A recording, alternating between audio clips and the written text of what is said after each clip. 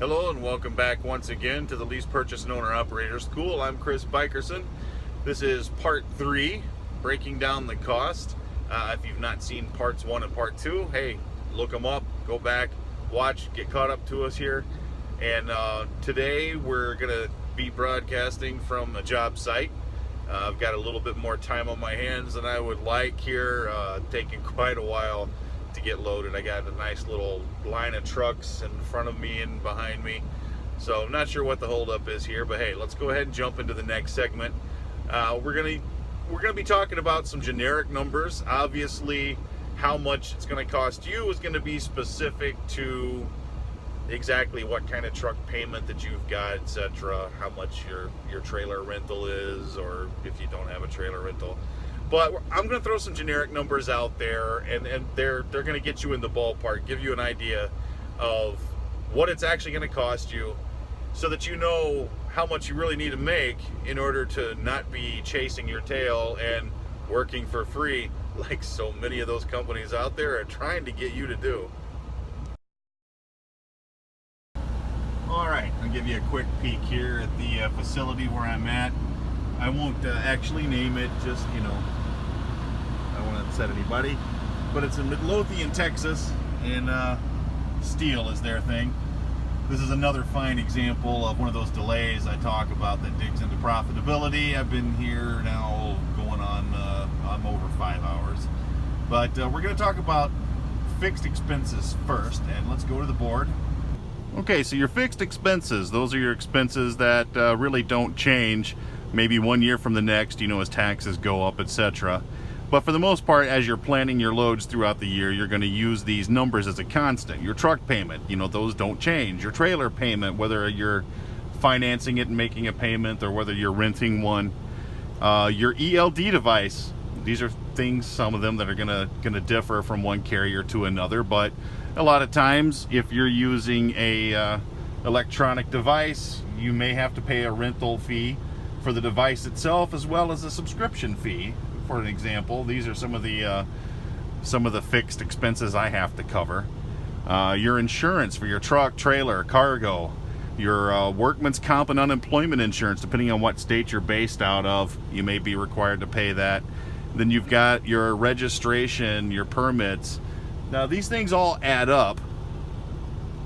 Now depending upon your situation, some of these costs may be things that you pay monthly. Depending on your arrangement, you may pay them weekly.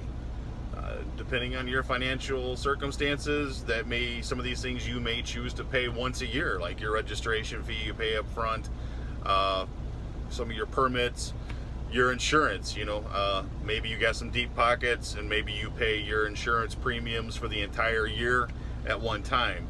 But regardless, and this is just kind of my method here, I take all my costs, regardless of when they're paid, and I break them down into weekly payments. And I say, okay, this is how much it's costing me per week, and then I further break that down into daily expense. And this is kind of how I determine whether or not a load is profitable. But kind of a generic number that you can use is your truck, trailer, your insurance, everything like that. It's going to run you about $1,000 a week. And I base that on 5 work days a week, even though a lot of times I'm working 6. But based upon those 5 days, that kind of comes to $200 a day. So whenever I'm calculating a load and figuring out how much it's going to cost me to run that load, the first thing I do, I look at, okay, how long do I expect to be there loading? How long do I expect to be there unloading? And how long do I expect it to take me to complete the drive from point A to point B? And let's say it's a 500-mile run, and let's say I know that all things considered, loading, unloading, making my run, I know I can knock it out in one day.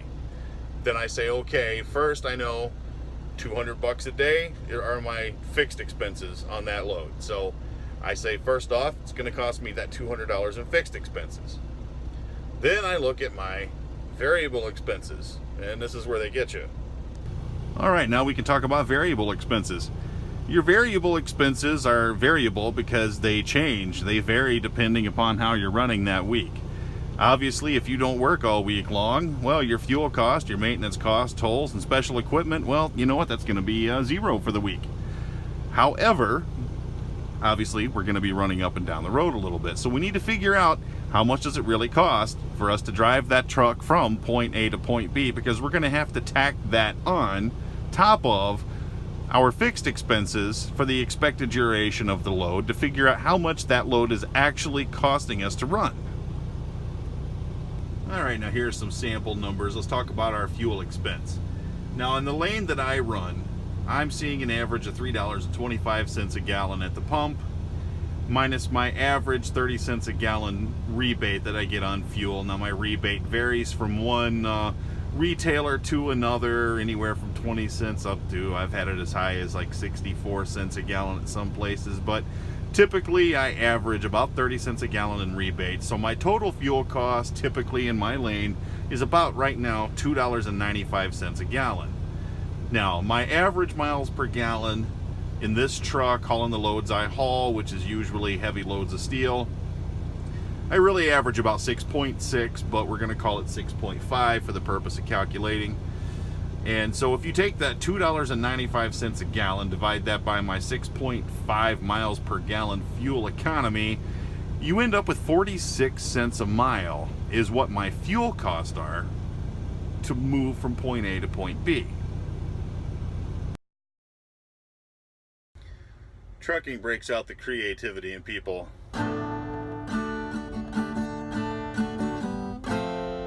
I'm still waiting on this load. And we are finally loaded and rolling. Hallelujah. All right, it's been a long day here. We're burning the midnight oil, but I am dedicated to finishing out this segment. So, moving on here. I've got my maintenance set at 25 cents a mile. Now, I run about 100,000 miles a year. That equals about $25,000 a year to go towards tires, batteries, all those little repairs, wiring harnesses, all those things that go wrong. Hopefully the goal, of course, is to stay below $25,000 a year in maintenance and repairs. But hey, you know, sometimes you can, sometimes you can't. All right, but if we take that maintenance setback at 25 cents a mile, and then we add in our fuel at 46 cents a mile, we get 71 cents a mile is what it's costing to move the truck down the road from point A to point B. So let's do a little bit more math. And there we go. The numbers appear like magic. So on that example 500 mile run, at 71 cents a mile for our fuel and maintenance, that's $355. Now add our $200 in fixed expenses that it's going to cost us to have the truck and trailer all registered and everything for the day. You come up with a grand total of $555. That's what it's costing you. That's what it's actually costing you to run that 500 miles. Now, when you break that down, that $555 on 500 miles, why, that equals $1.11 per mile. $1.11 per mile is your cost. Now I want you to go back and think about all those advertisements you've probably seen advertising $1.04 per mile, all miles. Doesn't seem like such a good deal now, does it? All right, so there you have it. $1.04 a mile. Not a very good deal. So maybe it's $1.04 a mile plus fuel surcharge, but then you find out after you do a little bit of digging that they're only paying you 70% of that fuel surcharge. So 70% of, and usually these companies have like some of the worst fuel surcharge rates in the industry. So let's say you're getting 24 cents a mile of fuel surcharge, but they're taking their 30% cut of that. So you're really only getting 17 cents a mile. Well, let's add that to that $1.04 a mile. Now you're working for $1.21 a mile, but it's costing you $1.11 a mile. So you know what? You're working for 10 cents a mile. So on that 500 mile run that you burn your entire 14-hour clock for, congratulations, you just made $50 in 14 hours. You know what, it's late and I'm tired. I'm not even going to do the math of what that is per hour, but I'm pretty sure you'd be happier working at McDonald's. Just saying. So without going into things any further, stay tuned for our next segment where we're going to talk about expected revenues. And, well, it'll get a little bit more positive from here, because I'm going to steer you towards better companies, better opportunities than that $1.04 a mile. All right, see you at the next one.